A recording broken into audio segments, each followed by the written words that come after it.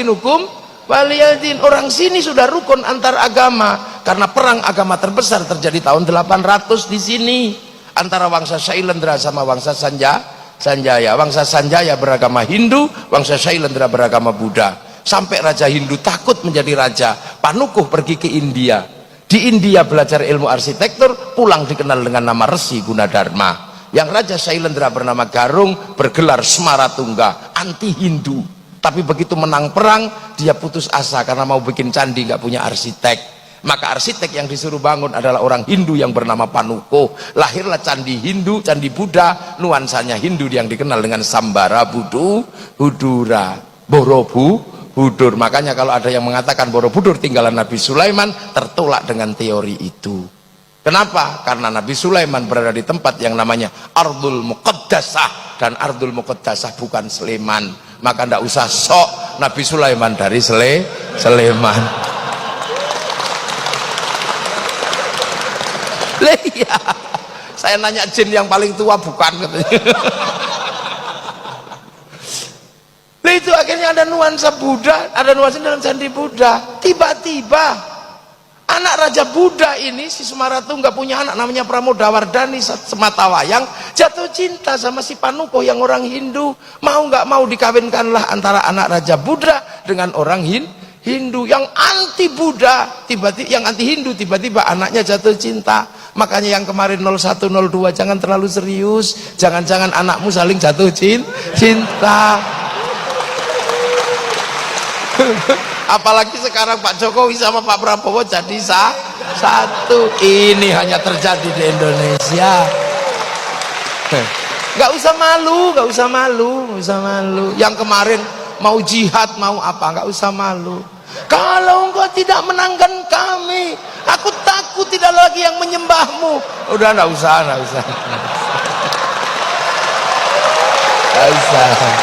nggak usah, udah. Ini Pak Jokowi, ini Pak Prabowo, orang-orang hebat di Indonesia. Akhirnya 5 tahun ke depan orang juga takut kalau berseberangan terlalu serius. Jangan-jangan kayak kemarin. Ini selesailah para supporter ini. Ampun sudah sekarang ini. Ketemu strategi berangkulan antara orang Jawa, ya orang Jawa Solo dan orang apa Pak Prabowo itu turunan mana itu? Jawa sama Manado. Rukun gitu. Yang lain supporternya, hah? Aku udah terlanjur cerai, gimana? Aku udah terlanjur mengatakan haram.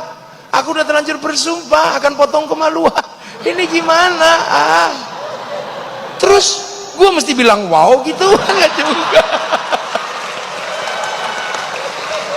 Makanya biasa aja. Lu akhirnya selesailah problem Hindu Buddha. Akhirnya ketika Merapi meletus pecah dua, Smaratungga punya keturunan namanya Balaputra Dewa dari Wangsa Shailendra pindah Palembang, nggak ribut agama. Karena makanya Sriwijaya jadi besar. Sindok pindah ke timur bangun Wangsa Isyana, menjadikan diri sama Doho, lahirlah Singosari, nggak ribut agama. Pada zaman Majapahit, di zaman era Brawijaya, bangsa ini dirukunkan dalam satu kerukunan besar namanya Bhinneka Tunggal Ika. Setelah itu saling jaga, Hindu jaga Buddha, Buddha jaga Hindu. Maka kemudian kalau ada Banser, ada Ansor kok jaga gereja, nggak usah ribut. Itulah warisan asli bangsa Indonesia. Di Bali yang jaga masjid pecalang, di New Zealand yang jaga masjid orang Nasrani. Nggak usah ribut. Tumpeng masuk gereja, nggak usah marah, nggak usah emosi, nggak usah. Hanya karena kebiasaan, nggak usah. Udah biasa aja ini Indonesia. Nonton film Korea biasa aja, nggak usah kafir. Masa gara-gara kalah ganteng sama aktornya terus bilang kafir? Jangan gitulah. Kita biasa aja. Jadi kita ini punya bangsa. Jadi kita rukun, makanya kiai rukun karena bineka.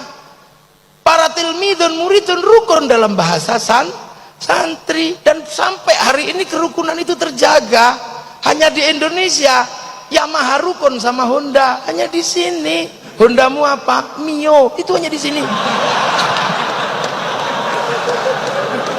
Hanya di sini minuman botol rukun dalam nama Aqua. Hanya di sini mie instan rukun dalam nama Sarimi. Hanya di sini seluruh pompa air rukun dalam nama Sanyo. Hanya di sini seluruh pembalot rukun dalam nama Softtek. Itu di sini. Udah biasa. Hanya di sini. Itu. Ini di Indonesia rukun.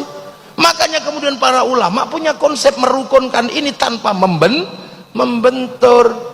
Akhirnya kemudian kehilangan tanah air ini, Islam harus punya bangunan baru. Maka lahirlah sebuah bangunan baru di mana raja dan hamba sebagai struktur yang disepakati di Nusantara, mulai dibikin struktur kecil di tengah antara raja dan hamba. Struktur itu dikenal dengan nama musyarakah yang akhirnya menghasilkan bahasa masyarakat. Lah kalau sudah masyarakat, jangan raja jangan hamba saling menindas, tapi hidup saling bertanggung jawab. Konsep hidup saling bertanggung jawab tawarannya adalah dari Rasulullah, kullukum ra'in wa kullukum mas'ulun an ra'iyati. Maka hidup bersama dalam musyarakah, orangnya disebut ra'iyah atau rakyat. Akhirnya raja dan hamba melebur dalam konsep ra'iyah. Dan satu-satunya bangsa muslim dunia yang sanggup mengambil kalimat Rasulullah untuk menyebut warga bangsanya dengan sebutan ra'iyah hanya ulama Indonesia. Nggak ada yang lain. Tapi ulama nggak marah, harus dihapus semua nggak. Yang kawulo masih boleh bilang kulo, yang hamba masih boleh bilang ambu, yang abdi masih boleh bilang abdi, yang sahaya masih boleh bilang saya, masih boleh. Jadi gitu. Lah terus kemudian ro'iyah kalau ngumpul, Al-Quran menjelaskan wasyawirhum fil amri, maka kemudian lahirlah konsep musyawarah. Lah kalau musyawarah jangan menang-menangan sendiri. Al-Quran mengajarkan tafassahu fil majalis wafsahu yafsakhillah, maka ruang musyawarah namanya majelis. Ngangkat pemimpin standarnya wasi'a kursiyus samawat, maka kedudukan pemimpin disebut kursi. Sunan Ampel nata ini semua. Datuk Ribandang dikirim ke Sulawesi, Aryo Abdillah dikirim ke Palembang, Hatib Dayan dikirim ke Kalimantan. Lahirlah sistem ro'iyah, sistem musyawarah. Kemudian ini bersatu, Belanda datang, dilawan secara bersama-sama. Belanda pergi, daerah yang merupakan konsep para wali bersatu dalam sebuah nama wilayah. Artinya al-wali meninggalkan wilayah, dan wilayah itu dinamakan Negara Kesatuan Republik Indonesia. Makanya kalau ada pertanyaan kenapa Arab satu bangsa bisa pecah menjadi puluhan negara, kenapa Eropa satu bangsa bisa pecah menjadi puluhan negara, tapi kenapa Nusantara yang puluhan bangsa mampu bersatu dalam satu negara? Karena ada santri, ada kiai. Ini jawabannya. Dan kalian menikmati itu hari ini, siapapun apapun aliranmu, menikmati itu. Yang Nasrani, yang Hindu, yang Buddha, yang Islam menikmati itu semua pada konsep besar Bhinneka Tunggal Ika. Makanya kita pakai merah putih. Penyelesaian kita antar bangsa pakai Pancasila. Makanya jangan kau bawa sistem penyelesaian bangsa lain menggunakan dibawa ke sini. Perdebatan penyelesaian bangsa setelah Bung Karno, zaman Balai Pustaka, apakah akan diselesaikan dengan cara Eropa? Tidak bisa. Lahirlah sebuah novel yang kemudian dikasih judul Salah Asuhan. Apakah akan diselesaikan dengan cara Arab? Tidak bisa. Lahirlah novel di bawah lindungan Ka'bah. Apakah akan diselesaikan dengan cara Indonesia full? Tidak bisa. Kenapa? Lahirlah novel namanya Siti Nurbaya. Apakah akan diselesaikan dengan cara Belanda? Lahir tenggelamnya kapal Van der Wijk. Apakah mau diselesaikan dengan itu? Nah sekarang banyak yang menganggap bangsa ini sakit, tiba-tiba membawa penyelesaian dengan cara dari luar. Makanya aneh. Membawa Hizbut Tahrir ke Indonesia itu aneh. Hizbut Tahrir didirikan oleh Taqiyuddin An-Nabhani untuk menjadi problem solvingnya bangsa Filistin, dan itu gagal di Filistin. Maka kenapa kau bawa produk gagal masuk ke Indonesia? Jangan. Ikhwanul Muslimin kemudian mau dipakai menyelesaikan problem Indonesia, nggak bisa. Ikhwanul Muslimin didirikan oleh Hasan al-Banna sebagai problem solvingnya orang Mesir, dibawa ke Indonesia, di sana gagal, Mursi digantung. Akan kau selesaikan untuk Indonesia? Nggak mungkin. Kita bukan tipologi sana, kita puluhan bangsa bersatu dalam satu negara kesatuan Republik Indonesia. Maka kita pakailah problem solving Nusantara, cara-cara Indonesia. Kemudian Hizbut Tahrir yang merupakan khilafah tahririyah, ya akhirnya nggak laku. Biar laku dihubungkan dengan khilafah ala minhajin nubuwah. Khilafah minhajin nubuwah itu adalah alamatus sa'ah, dia datang bersama hari kiamat. Kalau khilafah tahririyah itu bikinan Taqiyuddin An-Nabhani, maka biar seolah-olah Taqiyuddin An-Nabhani dengan khilafah tahririyah nyambung dengan khilafatun nubuwah yang bagian dari tanda kiamat, maka ada yang selalu mengatakan kiamat sudah dekat. Masih jauh, masih ada santri.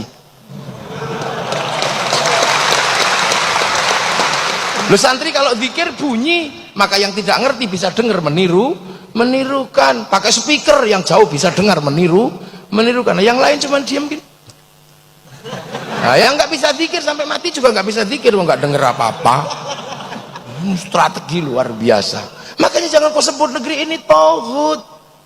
Gitu loh. Maka karena konsep besar adalah wilayah, maka santri yang merupakan tinggalan para wali, begitu bangsa ini harus memilih sikap.